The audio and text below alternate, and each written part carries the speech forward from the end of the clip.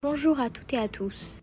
Nous sommes Jade, Lily et Sophia. Et dans cet épisode, nous allons vous parler du Père Duchesne, un journal engagé pendant la Révolution française. Nous verrons comment ce journal illustre l'influence majeure des médias sur la société et comment il reflète les tensions politiques de cette époque. Bonne écoute. Père Duchesne est un journal révolutionnaire très populaire. Créé par Jacques-René Hébert, un journaliste et révolutionnaire radical, ce journal prend pour personnage principal le Père Duchesne. Il devient le symbole d'un peuple en colère. Écrit dans un style familier, il critique les aristocrates, les modérés et les prêtres réfractaires. Il devient un outil de propagande pendant la Terreur et participe à l'appel à la violence contre les ennemis de la Révolution. Jacques Hébert, le créateur du journal, finit par s'opposer à Robespierre. Ce dernier le fait donc arrêter et guillotiner. Le journal Le Père Duchesne cesse donc de paraître. Ce journal illustre plusieurs rôles essentiels des médias pendant la Révolution française. Il servait à diffuser les idées des révolutionnaires radicaux, comme les sans-culottes ou encore les montagnards. Il appelait à la haine contre les ennemis de la Révolution et légitimait la terreur. C'était un outil de propagande politique. Le personnage du Père Duchesne donnait l'illusion que le peuple s'exprimait directement, ce qui renforçait la légitimité populaire. Le journal était également un moyen de mobilisation.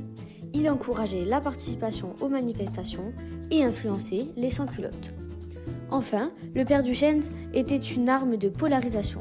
Il avait pour rôle de diviser l'opinion et montrer comment les médias pouvaient radicaliser le débat public en poussant à l'extrême les oppositions politiques. Pendant la Révolution française, la presse devient une arme. Et parmi tous les journaux, un nom ressort, le Père Duchesne. Ce journal a eu un impact considérable sur la société entre 1789 et 1794. En publiant plus de 380 numéros, Hébert ne se contente pas d'informer.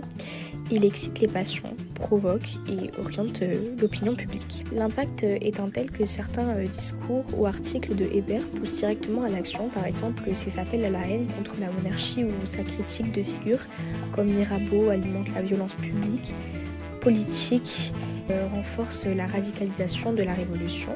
Il ne s'agit plus seulement d'écrire, mais d'influencer profondément les décisions et l'ambiance politique. C'est un vrai contre-pouvoir, un média qui mobilise et qui choque, mais qui fait bouger les choses. En somme, le Père Duchesne illustre parfaitement comment les médias, même à l'époque, pouvaient avoir une influence majeure sur la société, en créant une opinion publique, en politisant le peuple et en accélérant les événements historiques.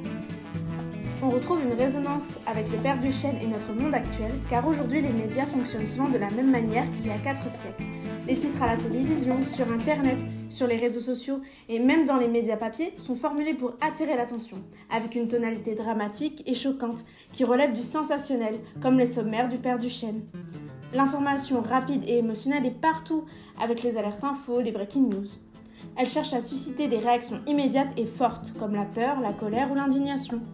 Mais les médias influencent aussi l'opinion publique, en orientant, par exemple, certains débats ou en mettant en avant certains sujets plutôt que d'autres. Donc, tout comme au temps du Père Duchesne et ses sommaires criés en pleine rue qui suscitaient l'indignation et la révolte du peuple, les médias actuels ne se contentent pas d'informer. Ils influencent et veulent capter l'attention de l'opinion publique dans un flux submergé et continu d'informations afin de choquer et de pousser à agir vite sans réflexion. Notamment sur le réseau social TikTok où les vidéos d'actualité sont souvent ultra rapides et dramatiques, contenant des titres et images choquantes qui peuvent provoquer des réactions avant même d'avoir vérifié les faits. Merci pour votre écoute.